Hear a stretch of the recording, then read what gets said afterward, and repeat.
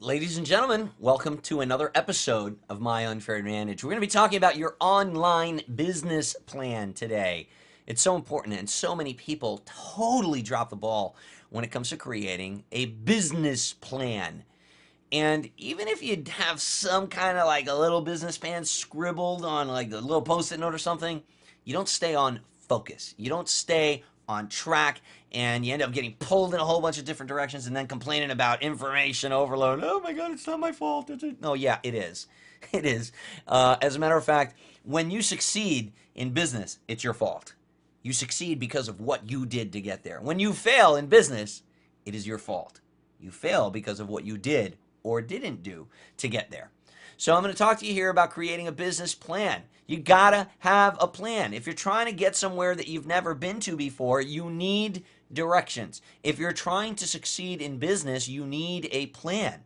And so many people go into creating an online business the wrong way without a plan. And I'll tell you what, you don't want to do that because this can turn into a really expensive hobby. So we're going to talk a little bit about that today. And I'm going to have to ask you this first. Are you creating a launch, a list, a product, or are you creating an actual business? Because there's a big difference. There's a very big difference. And it's the reason you see people fall into this trap. It's like, okay, well, I mean, yeah, I got to make a product. They just start about it ass backwards and they just start doing everything the wrong way. And they're like, well, I heard you got to create a product, so I'm going to start creating a product. Oh, I heard you got to build a list, so I'm going to start building a list. I heard I got to do a launch and I'm going to do a WSO. And then they start doing that. And, okay, well, let me get a training product about how to make a WSO. And then they do that. And then what happens when that's done? I'm gonna have to do it again, and then you find yourself into this cycle, right? This self-defeating model of launch after launch after launch. You don't really have anything tangible. You don't have a business. You don't have something you can sell. I mean, you don't have a business that you can sell. Right now, I can sell my business. I can sell my company. I have $1 million business, and I've built it over a period of 5 years alongside my wife, Melinda, and we've done it from home. And we did it by creating a catalog of products. We don't just have one thing. I didn't set out to make one launch. I set out to create a business. And the thing is, a lot of people don't do this. And you do it in your regular job, right? You take part in a regular business and you do things like planning and set goals and you have reports that you have to hand into your boss every night. But when it comes to your own business, you don't do that. You just sit down, just like kind of shooting at the wind. Like you don't have a target, you don't have a plan, you don't have a work schedule, you don't have any of that.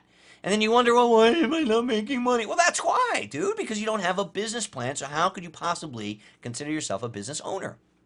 It all starts with a pad and a pencil. That's it. That's all it takes. You just need to close the door and sit down and just meditate a little bit on what you're trying to accomplish. Open up a pad to a plain white piece of paper and grab your pencil and just start writing down some ideas, some goals. And then eventually what happens is those goals and those ideas from your pad, they move on to a whiteboard. You should have a whiteboard for your business. Having a business area in your house is very important. Are you running your business from like your kitchen table and your laptop and moving it around with you? That doesn't really help in the beginning. You really should have an area that's your own. It's your company. This is the space. It's this little corner of the house. It's this little whiteboard. This is my calendar. This is my, and the stuff on the pad moves over to the whiteboard. And I used to have a 3-foot whiteboard where I wrote down everything. I broke down my goals. I had a little calendar whiteboard kind of thing that I would fill in what I needed to do by certain dates. But that was my business. It was my business area. I had my desktop. I had my binders with my notes. I had, the ebooks that I had purchased and printed them out. They were on the desk there. I had my little, my notebook with, I would open it up every day. I had my computer, and then I had an actual CRT monitor, like a regular computer, and then I had a little laptop next to it that I would work together on both of those computers, because sometimes I'd be watching a training video on one and then doing the actual thing that I was being trained on the other computer. But the point that I'm making, I had a business area. That was my office in my house, and that's what I dedicated it to. You don't have to have a fancy schmancy, high-rise office building or anything like that. You just need a little area that you can call your own, a little area that everybody else in the house knows not to mess with, because that's mommy's business or that's daddy's business. And it's that important. And I even had a name for my company. You know, I had a name for my company, and I put it up on the top of the whiteboard, and Melinda bought me a little plate with my name on it, you know, like you put at your desk at work, you know, and I put that on the door, you know, and I was running it like a business, man. I would, you know, get home and I'd go to work. Literally, I'd get home from work and I'd go to work. And I'd go to work for myself, for me and my family. And I took it very, very seriously. I envisioned a company long before it was even a company. I knew in my mind's eye what I wanted to build, and then I set out to build it. Run it like a business from day one, because as a hobby, this thing is more expensive than golf, let me tell you. If you're treating this like a hobby, it's going to treat you like a hobbyist. You're not going to be, you know, the average person that plays golf doesn't make money from it. The average person that builds model airplanes doesn't make money from it. The average person that makes scrapbooks doesn't make money from it. Those are hobbies. They buy the stuff that they need to partake in the hobby, but they don't really make any money from it, because they're not looking at it as a business. They're looking at it as something to do. And let me tell you something. There's a lot of internet marketing products out there that you can fall victim to and buy, and it becomes rather expensive. You may be there. You may be there right now. A hard drive full of products and stuff that you've done nothing with, or stuff that you've started and given up after 2 videos because it didn't quite turn out to be what you wanted it to be. Whose fault is that? It's your fault, man. It's not anybody else's fault but yours, because you didn't have a proper plan and you didn't buy the proper tool for the proper job. And that's what we're going to talk about next. Now, I want to cover a couple of things here, and I'm not going to sugarcoat any of it. Obviously, you know that I'm not known for sugarcoating things. And first of all, I'm going to say these 2 things. You have to be self-motivated, and you have to be ready to get your ass kicked. Does that bother you? Does that scare you? Let me tell you something. If you're going to be an entrepreneur and you're going to build something of great value from scratch, you've got to be willing to take the punches. And you're going to take some punches right on the chin. And you're going to have to learn. You're venturing into something new. And like with anything else, there is going to be a learning curve. You're going to try things that don't work. You're going to fall flat on your face. And it's not about you know, how many times you tried. It's about how many times you got back up and you got on the horse again and you tried again, right? So it's important that you be self-motivated to do that. If you're the kind of person that is still in a stage in your life where you got to get up, oh God, I got to go sit at the computer and do work, dude, you're not going to build a business. I'm sorry. If you're the kind of person that needs others to motivate you, that you can't get started, you can't get rocking and rolling, you can't sit down and work hard for hours at a time without somebody on your back, without listening to 2 hours of Tony Robbins to get you all amped up, without drinking 10 cans of Red Bull, if you're that person, chances are you're going to get your ass kicked, because building a business takes a lot of work. It takes hard work and dedication. And you're going to try things and you're going to invest your time and your energy, and then it's not going to work, and you're going to look, you know, you're going to shed tears, and you're going to sweat, and you're going to realize that being successful is tough. It's hard. And you're going to realize that once you start making progress, sometimes you got to take a step back in order to make 2 steps forward. And it's not always roses and daisies on the other side of the fence, okay? You actually will be getting your ass kicked. So you need to be a self-motivated person, a go-getter, somebody that wants to achieve goals. You have to be driven. And that's important. I'm not going to make this a big motivational video. That's not what this is about. But it's important that you understand that it's hard. It's hard work. Maybe you haven't heard somebody say that to you before. Maybe everybody that you've listened to in the past as far as building your online business has been trying to sell you something. And so they've been telling you, yeah, it's going to be awesome. You don't got to do nothing. Just pay me $47. And then you copy this little line of secret code that exposes this loophole that automatically pours money into your PayPal. Doesn't work that way. Okay, building a business takes hard work. Ask any entrepreneur. Walk into any pizzeria and talk to the guy that built it. Talk to the guy that had screwed every light bulb in there. The guy that actually sweated it out while he was having 2 customers a day buying pizzas. The guy that actually had to go out and buy the oven. The guy that had to set the tables. The guy that did all the work, or the lady that did all the work. Go to any business owner and ask them what it took to get there, and they're going to say hard work. None of them is gonna. None of them are gonna say, "Oh man, this is awesome." Yeah, no, I didn't have to do anything from the day I started. Yeah, no, this is awesome. Unless they had a bunch of money and they already bought a business that was rolling. Right? Does that make sense? Of course, that makes sense because that's reality. And for some reason, people fall victim to this whole vision of like, "Oh, I don't got to do nothing if it's an online business. If it's an online business, yeah, that's easy. Yeah, what? What planet are you on? It's not easy. It's hard work. Any type of venture where you're going to be your own boss requires you to be self-motivated. Now, these are the things that typically motivate people. They're the four F's. Now, you can probably argue with me, no, Omar, no, there's more. There's other things. Okay, fine. I'm not Maslow. We're not going to talk about the hierarchy of needs or anything like that here. We're going to cover the four basic principles that motivate people to take action and build a business: fame, family, freedom, and fortune. Now, some people like to do things and because they like to see their name up in lights. They love the paparazzi. They love having a circle around them at an event. They love the fame of it. They love being the center of attention, and they work their ass off to be the center of attention. So are you that person? Because that's not a bad thing at all. I know a lot of people that are actually, they just love having their name up in lights. They love being the speaker on stage, and they work their ass off to deserve that position and that fame. And that's perfectly fine.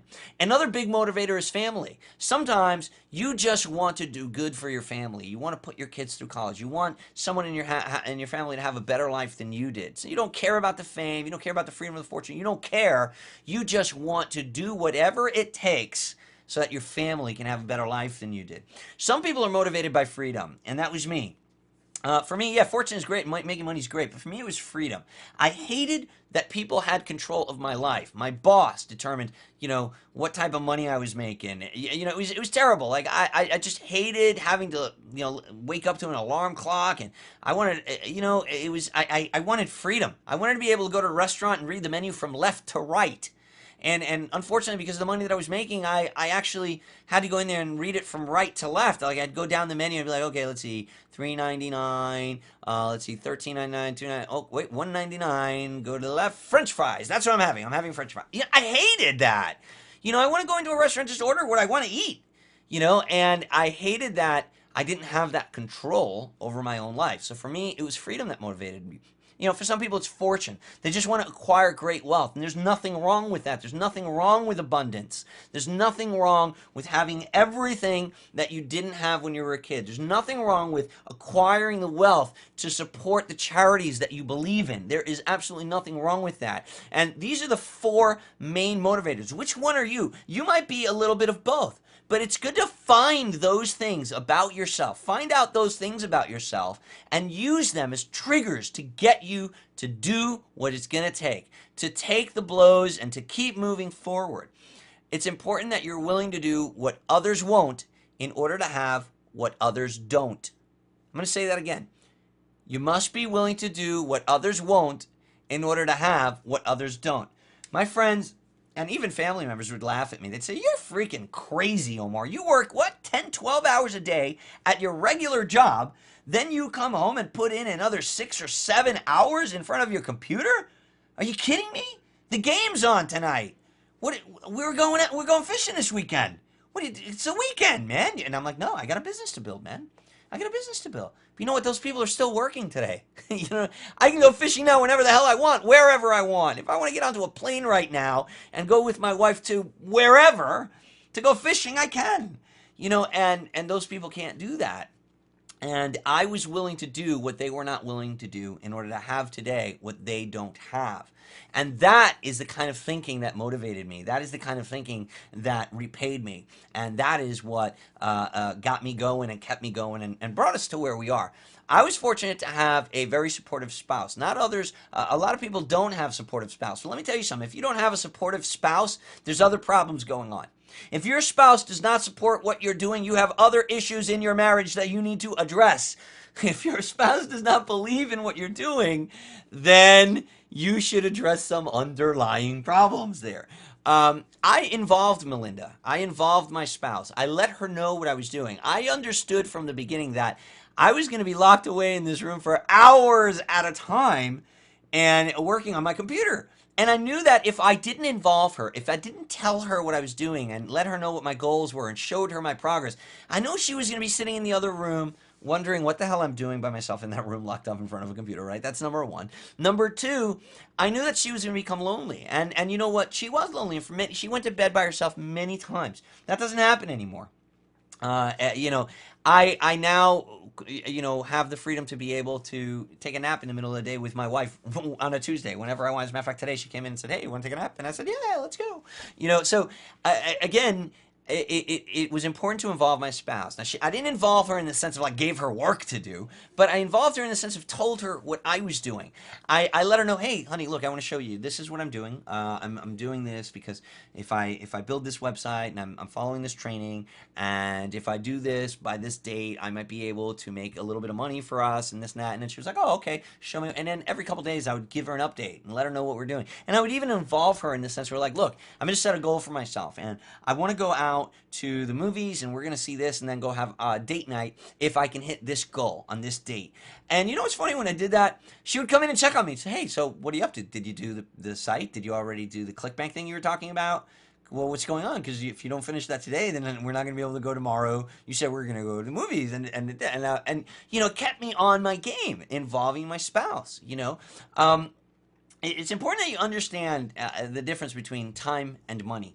A lot of people mix this up. It's to me it was a fundamental understanding, but to others it isn't. To a lot of people that have been stuck in that 9 to 5 mentality, they're stuck in that time for money mentality. They think, okay, well, I put in 8 hours today. That means I should get $80 because 8 hours at $10 an hour equals $80. That's the case when you're working for somebody else. That isn't the case when you're working for yourself, and it definitely isn't the case when you're building your business in the beginning. And sometimes it's tough for your spouse to understand that. And if your spouse is giving you a hard time about it, it's usually because you're having money problems.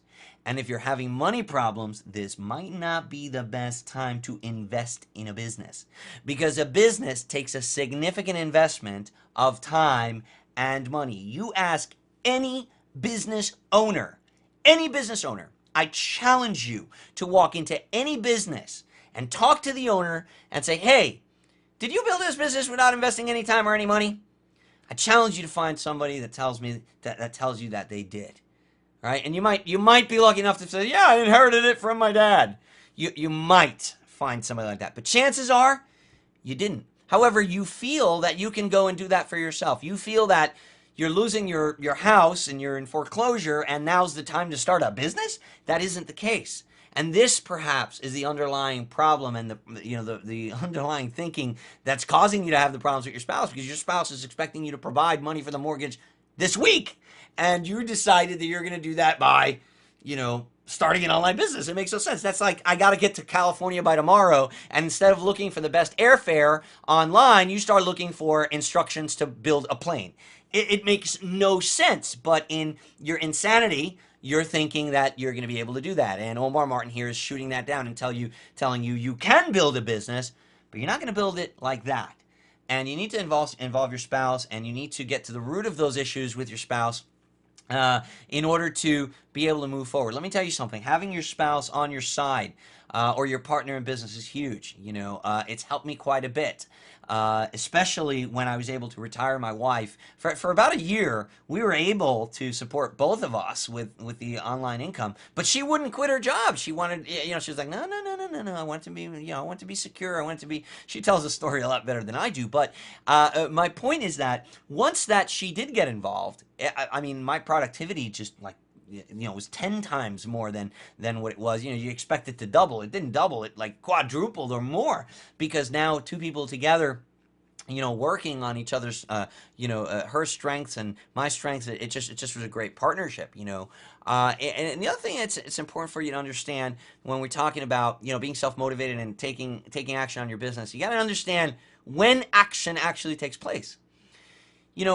Sometimes you're ready for a business, but the opportunity isn't there. Sometimes the opportunity is there, but you're not ready. Action takes place at the cross of an X. Action takes place when opportunity meets readiness. Okay? So here's what I mean by that. Sometimes the opportunity is there and you find something online and you're like, oh my God, look at this perfect opportunity. This is great. But you're just not ready, man. You're just not ready. You can't afford groceries this week. You can't afford to pay your bills right now. What you need is a second job. The opportunity might be there, but the readiness isn't. Sometimes you're ready. Man, I am ready, but the opportunity just isn't there. You don't have the finances, the budget, the capital to get started. So it's when the two things meet. It's when opportunity meets readiness that action takes place. And if you take action with one of those missing, you're going to fall flat on your face. You're one of those people that gets their asses kicked and, oh man, it doesn't work. It's a tough racket. Yeah, I tried that. Don't be that guy. Make sure that opportunity and readiness are both there. That is when you take action. So let's talk about the goals and the business plan, right? Because that's exactly what I wanted to cover in this video. You need to forecast your year, not your week. When you're sitting down to build an online business from home, you need to forecast your entire year just like real businesses do. Just like the manager of your company does. Your manager, wherever you work, he's got to create a business plan and submit it to his manager, and his manager's got to go to the general manager and to eventually to the CEO and whatever. We create goals. We forecast our quarter, then our year. Then we have a 5-year plan. Every company creates SMART goals. SMART, and that's what we're going to talk about right now. Your goals have to be specific. You have to picture every single little detail. The more vivid the picture in your mind's eye, the greater likelihood that it'll be manifested. If your picture is blurry, if you don't really have an exact idea of what you want to do, then it's probably not going to happen. If you're looking to buy a car and you want a specific car, you need to know the color, you need to go know the interior, you need to know the features, you need to know the make, the model, everything. The more detailed your vision is of that car, the more likelihood that you'll be able to manifest it. Same goes with your online business goals. The better and the more specific that vision is, and that attention to detail, the more likely you will be to manifest it. Measurable. Your goals have to be measurable. You need to create specific benchmarks. People sometimes say, yeah, I have a goal. My goal is to be rich in 2013. Well, you're going to fail, dude, because your goal is not specific enough. It has to be specific, attainable, realistic, very important that it's measurable. So you need to be able to break a big goal down into a series of small, attainable goals. So instead of saying, okay, well, I'm going to be rich, you need to say, okay, well, how specific is that? How rich do you want to be? I want to make $100,000 in the year, 2013. I want to put $100,000 in the bank, liquid. I want to see that in my savings account. Now, that's attainable, and you have to make it measurable. Well, how are you going to put that $100,000 in there? There's a whole lot of different ways to do it, because you could either put $8,000 a month into a bank account, right? Or you could put, 10 months into a project and then launch that project and make that $100,000 in the last month of the year, right? There's a lot of different ways to do it. You can do 2 launches, 2 products, create 2 products, one in the first 6 months, one in the second 6 months. You could, put $50,000 in the bank with the first one, $50,000 in the bank with the second one, right? So what I'm saying is there's multiple ways that you can generate that wealth, and you need to create measurable goals, right? And the way to do it is really to create a timeline and then actually set little benchmarks for yourself. Okay, so this month I want to have generated $2,000. And the way that I'm going to do that is in the first week, I'm going to create this website. In the second week, I'm going to do this. In the third week, I'm going to do that. And by the fourth week, I will have already made, the third week I made 250. By the fourth week, I'll make 350. And I'll be at you see what I'm saying? You're creating little benchmarks on a timeline that you can then see if you're hitting those goals. So week number 2 comes along, and in your morning meeting that you have with yourself every week, right? You look at your goals. You look at your whiteboard. You turn around and you say, okay, well, let's see. Today is the 14th of the month. I was already supposed to have the website up, and I was already supposed to have this if I was going to make my $1,000 this month, which is on track for me hitting my $100,000 at the end of the year. But it's already day 14, and I haven't even done that. So if you've missed that goal, what are the chances of you getting to the next one, to the next benchmark? Right? Do you see what I'm getting? Measurable. They have to be measurable. Create specific benchmarks for yourself to stop and review your progress. And if you don't hit that benchmark, don't worry about it. Your goals don't change. The only thing that changes is your date. Okay, you just got to move the date and make it a little bit more realistic.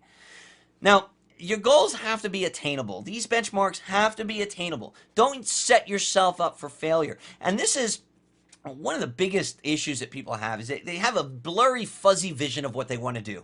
Like, oh yeah, this is great. Oh my God, look at that guy. Look at his ClickBank account. I saw a screenshot and he's making $7,000 a week. Wow, that's freaking awesome. I want to do that. How do we? Oh, he made an ebook. Let me start making an ebook. I'm going to start making an ebook. And it's like, okay, what's your business plan? I don't know. I'm just going to make an ebook because that guy makes $7,000 a week and I know that I got to make ebooks. Well, dude, you're going to fail. You know, how do you know that that's even attainable for you? Did you research the exact requirements and plan accordingly? Maybe you don't have the skill set necessary to create an ebook and launch a product like he does. Have you looked into it? Because if you haven't, you're just setting yourself up for failure. And then here's what's going to happen.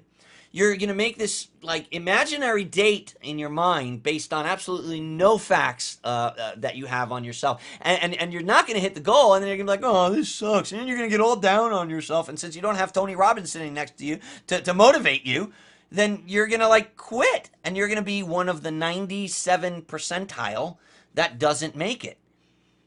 You don't have to be that guy if you create attainable, smart goals, okay? And they have to be realistic. You know, no pie in the sky goals. You know, not everyone can become Michael Jordan. You have to know your limits and you have to work to surpass them, but you have to know your limitations. You know, I know what I can do and I know what I can't do. And I strive to get better at things that I'm good at, and I strive to learn some things that I don't know, but it's important that I'm realistic. Saying to myself, hey, I'm going to make $100,000 this month and avoid bankruptcy when I've never even learned, it's crazy. You know what I mean? It's like you wouldn't go to college, right? Okay, you wouldn't set yourself a goal like, look, next month I'm going to do neurosurgery and make $100,000 from a procedure. You wouldn't do that. Why? Why wouldn't you do that? Because it's conventional wisdom tells us, well, to become a surgeon, you've got to go to college, then you've got to go to 4 years of medical school, then you've got to do an internship and a residency, and you got to study in your specialty. It's a good 9 to 10 years before they're even going to let you touch a patient to actually do surgery. So that goal of making $100,000 next month by doing a surgical precision, that's a bit of a pie in the sky kind of. It's not attainable. But people make these ridiculous assumptions all the time when it's an online business for some reason. You think like there's nothing you have to learn. You think you don't have to get your bachelor's degree in marketing and learn how to do these things. You do. So you need to know your limits and you got to work to surpass them. But you can't give yourself these pie in the sky goals. They have to be realistic and they have to be timely. You have to put exact dates and times on your goals and reward yourself for hitting them. You know, we're creatures of habit. And when you treat yourself good for accomplishing something, it's important that you reward yourself. You know, so maybe your reward for hitting a certain goal, and maybe you're doing a 30-day challenge on your blog, and your 30-day challenge is you want to do a blog post every single day with a video for 30 days. Maybe that's what you're challenging yourself to do. And that's a challenge. Let me tell you, I know it was for me. And you challenge yourself to do that, and then when you're done, maybe have a getaway for a day. Maybe have a road trip for a day or a weekend with the family. Maybe go to the beach. Maybe treat yourself and your wife to a nice dinner at Red Lobster or whatever. Melinda and I like to go to Red Lobster, you know. But do something nice that you like to do as a reward for hitting that goal, because you know what? You're gonna strive harder for your next one because it's gonna turn into a habit. So create SMART goals: specific, measurable, attainable, realistic, and timely. Now, when you start thinking like a business, you're going to need to start creating these mindsets, these things in your life, in your business life, even if it's at home. You need to ask yourself things like, what are my departments? What are the departments for my company? What's my timeline and my work schedule for those departments? What are my budgets? Each department has to have a budget. What's my starting capital? What money have I set aside to run this business? Because let me tell you something. If you're already having money problems and you're having a hard time with your spouse, trying to, believe in what you're doing and everything, the moment that you come up to her and say, hey, I've got it's $1,000 for this training program, what do you think's going to happen? Yeah, she's not going to, oh, okay, no problem, honey. Yeah, go ahead and spend the $1,000 that we don't have. That's not going to happen. So you need to, factor these things in, just like any regular business person would do when they're thinking of venturing into a business. What are your departments? Okay, so you're going to have a marketing department, a research and development department, a customer service department. And if you're the only employee of your company, then you're going to need to be the person working those departments each day. But so many people don't create a schedule for themselves. You know, when I first started, and I knew I was working 6 hours a day on my business, because I would go to sleep about 3 o'clock in the morning. You know, I'd come home from work about 9, and I'd start working on my business after I'd have a quick dinner with my wife in front of the TV, watch American Idol or something. Then I'd go into the room and I'd start working on my business 5 or 6 hours every single night, or until I couldn't take it anymore and I had to go to sleep. And I would break down a schedule for myself. So, okay, for the first hour, I'm going to be doing research. So I'm going to be in the forums. I'm going to be doing market research. I'm going to be doing stuff to teach myself about my market, and you know, I'm going to be doing social branding or whatever it is. Then for another hour per day, I'm going to be in development. I'm going to work in my development department. So I'm going to be working on my website building. I'm going to be working on my product creation. Then I'm going to be working on customer service. Now, you know, I can adjust customer service because until I've launched my product, I don't really have any customer service. So maybe I'll dedicate 30 minutes a day to start building my support desk or creating a support email or support response templates or whatever, you know. But again, every single day I'm working a schedule, just like you do at your job for your boss. You see, one of the biggest issues that people have is they'll go and they'll work a schedule for someone else. But then when it comes to working for yourself, for your own business, for where it really matters, you don't care. Today I'm too tired. I'm not going to work today. You know what? This is a pain in the ass. Yeah, I'm not going to do article writing today in traffic because that's like, I hate doing that. What are your budgets? Do you have a budget for every department? I'll tell you, in a regular company, the sales manager has a budget for his sales reps. The customer service department has a budget for the customer service people. You know, every department has a budget. The marketing department has to have a budget. How are you going to buy marketing material, business cards for your people? You need to have a budget. But you can't create budgets and determine what your investment capital, what your startup capital is going to be if you don't even know what your departments are going to be and you haven't created a timeline and a schedule. You see how these things are all interconnected? It all starts in that notepad and that piece of paper where you start writing down your vision. When you start actually writing down on that whiteboard and literally creating a vision and a map for your company. These are the kind of things that you should be contemplating in the beginning of creating your business. If you're thinking about, I got to build an ebook. I got to make an ebook because I learned from Omar that I got to make an ebook. And he does 7,000 a week on ebooks. Dude, no, I don't. I do 7,000 a week just with my affiliate marketing. That's just that's just our list that we built of customers in our business. There's a big difference. These are the departments that I created in my company when it was just me in that room. Research. I needed to research every single day. What do I have to learn to make all this happen? Especially in the beginning. Research in the beginning for me was about teaching myself what I needed to make it happen. Development. What skills and tools am I going to need to acquire? Because I understood, like, oh my God, this internet marketing thing, I don't know anything about it. Building a website? What the hell? You know, back then it was a little different. We didn't have WordPress. It wasn't as prevalent as it is now anyway. I didn't need to know HTML and front page, and I had to build my sites, you know, and man, that was a mission, learning the HTML code, and I sucked at graphics, but I had to teach it to myself. So before I could even contemplate putting up a website, I needed to research and learn what I was going to make that website about, what product I should be getting involved in. Then I need to learn how I'm going to develop it because I don't have the money to actually put up I didn't have the capital to actually hire someone to do it for me. Then I had to put in time into marketing. Okay, well, how am I going to spread the word about it? I had to create profiles for myself at Twitter, Facebook. I had to make sure that people in my niche that I had researched were already learning about me and who I am and that I'm a person of value that they should listen to. Then fulfillment, that's another big one. Like, how am I going to sell and deliver my product? You know, every company, business is the exchange of goods and services for money. Okay, that's called business. You know, it's commerce. You know, so what platform? How are you going to do that? Are you going to do that over a counter in a brick and mortar business where you're literally handing a product, a physical item to someone and collecting money and putting it in a cash register? Because if you are, you need that product, you need that counter, and you need that cash register. And those things, those items, those tools cost money to run your business. It's called fulfillment.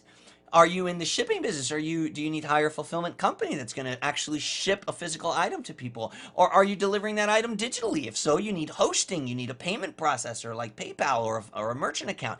You need a fulfillment side to your business. So that's a department itself. And customer service, how are you going to track all of these customers? Do you have a way to email them and keep in touch with them and deliver your goods? That's important. So these are the departments in the beginning that I focused on: research, development, marketing, fulfillment, and customer service. You might have more departments depending on what it is that you're doing. Let's talk about research. Every single business starts with an idea or a vision. You don't start building a house without a blueprint and a whole lot of vision, because if you do, you're probably not going to end up with a house that's very sturdy. You got to accept the fact that you're not going to be jumping on the scene here and changing the internet marketing landscape with what you know from your prior business. You're still going to need to learn this field. You may be an awesome underwater basket weaver, but just because you are does not mean that you're going to jump on the scene and sell a gazillion dollars of underwater basket weaving ebooks in week one. You've got to learn the field. And this reality is one that really smacked me in the face, okay? Because I thought that I was an awesome salesman, and I was. Door-to-door sales and telephone sales. Online selling is different, and it requires a unique set of skills. I needed to learn this field. You got to do your homework, and you got to create a map for what you want to build. Learn about the marketplace that you're going to be selling in, and find, for God's sake, find the buyers first. Have you ever heard someone, or maybe it's been you, saying, how do I get traffic to my website? You know why you're asking yourself that? Because you didn't find the buyers first. If you find the buyers, if you find people in need, and then you create a product that solves their need, you will never have a traffic problem. Why? Because you created a product for the buyers you already found. Do your research. Don't create traffic for a website. Create a website for the traffic. Totally different mentality than brick and mortar, okay? Development. That's the other department. Most people jump right into this phase and they never get out of it. Don't do that. Don't be that guy. Most people, they're like, oh my God, look at this page. Hey, look, Ethel, I can make all this money if I buy this ebook and it's not. And they jump and they buy this ebook that teaches them how to make ebooks. And they're in development. They're right away, they're into the development department. That's all they do.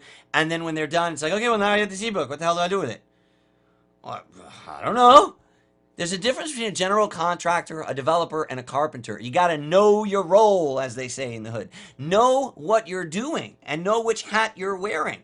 You should be working on your business and not particularly in your business. In the beginning, depending on how much capital you have to start off with, you might find yourself in the business, rolling up the sleeves, doing a lot more of the work than you would hope to be. But that's what I talked about in the beginning. You're going to get your ass kicked and you're going to have to put in the hard work in the beginning, because no matter how you look at it, you're going to pay for the things you need in your business, period.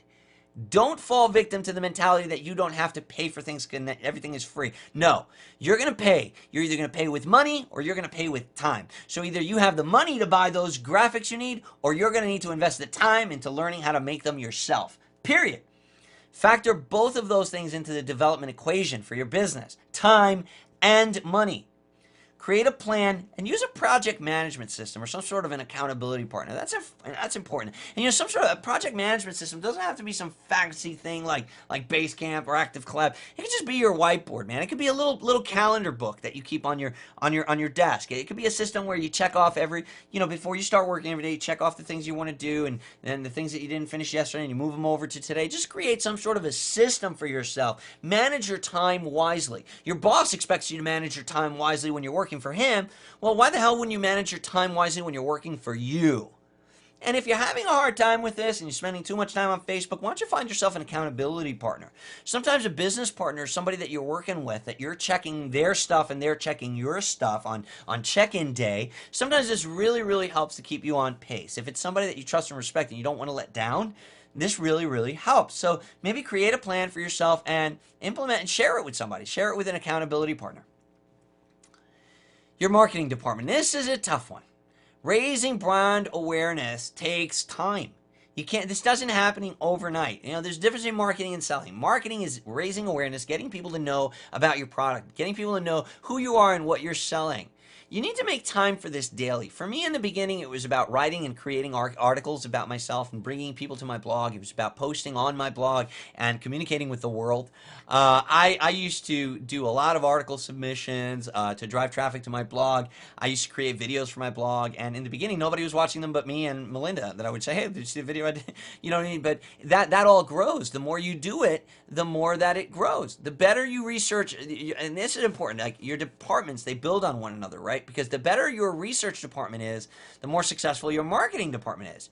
If you research really well about your niche and what people need, it's going to become very easy to market because you know exactly what to create and who to create it for and where to place it once it's created. So your marketing material becomes really easy to hand out. So look at it in a physical sense, right? Let's say that you are creating a product in underwater basket weaving, right? And let's say that you found this source of underwater basket weavers, and they meet once a year at this big conference center, and you go out and you create this product for underwater basket weavers because you've been learning all year what their biggest problems are and what they need solutions for, because they talk to each other in the underwater basket weaver forums, and you've gone and you've created this product and you had it all printed up, and now you know exactly where that event is, and you're going to go to that event and you're going to hand out business cards.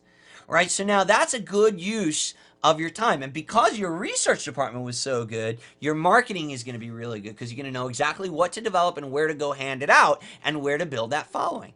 Now, this is a multifaceted department that can become a time hog, right? Because you might say to yourself, well, I've got to raise brand awareness inside of Facebook, inside of Twitter, inside of YouTube. I got to do blogging. I got to do article creation. Yeah, it is a time hog, especially in the beginning. And you're going to have to learn to outsource here. So this is probably going to require you spending some time in each one of those things and limiting yourself and saying, I've recently started setting a timer on my desktop. I have my iPad and I have this big countdown timer that's just rolling on the screen there so that I know I limit myself to a certain time on certain sites. You know, so I only do a certain amount on Twitter, a certain amount on Facebook, a certain amount on YouTube. And you got to be creating content and putting things out there that are going to raise your brand awareness and let people know about your product and your brand. And then if there's parts of these that you don't enjoy doing, outsource those. Okay, so this is where you're going to want to have a budget for yourself, right? So if I don't like writing articles, then I may want to outsource that part of my business. If I want 2-3 new articles a week, then I might need to hire somebody to create those articles. I give them the topics, they write the articles, you know, and that's something that I outsource. Melinda used to write my articles, and before that we used to have ghostwriters write the articles. I would edit them, put them up on my blog. Okay, so there's parts of your business that you can outsource, but you're going to need to factor that stuff in, and your marketing can be a time hog if you don't plan it properly. Fulfillment. Now, this is where we talk about building the sites that are going to sell your product and deliver your product.